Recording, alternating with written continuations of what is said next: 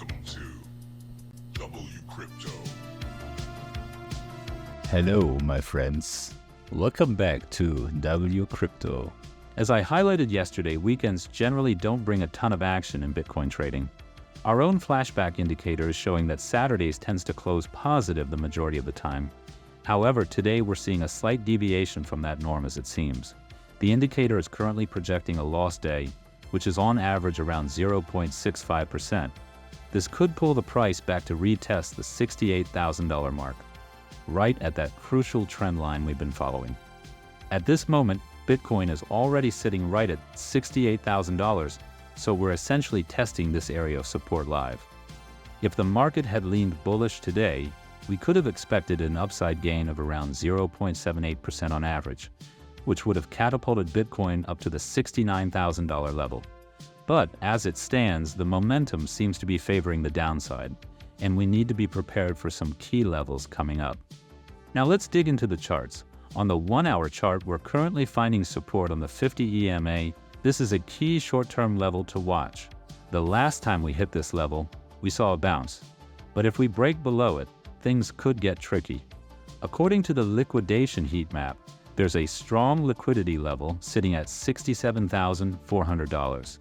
This means if the 50 EMA doesn't hold, that's likely where the price will be magnetized next, right into that liquidity pool, which could trigger more downside. The 4-hour chart shows something a bit more concerning, a clear bearish divergence on the wave trend indicator. If we take a closer look at the peaks from the 16th and the 19th, they're forming this divergence, which is usually a sign of weakening momentum. The market often lags behind these signals, so we could still see a slow drift down over the coming hours, especially if this divergence plays out fully. Historically, bearish divergences in this kind of setup tend to precede larger moves to the downside.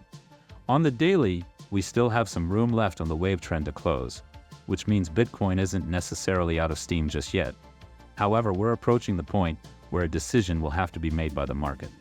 If we get a bounce here, it could send us back up to test $70,000 or higher, but for now, all eyes are on that $67,000 to $68,000 region as a critical area of support. A break below that level could open the door for a deeper correction, and that's something to be mindful of as we head into the weekend. So to summarize, while today has shown some downward pressure, the real battle lies in whether the 50 EMA and key support levels hold.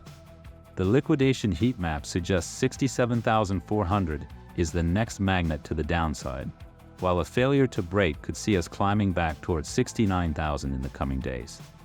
As always, I'll be keeping a close watch on these levels and will update you right here on the channel.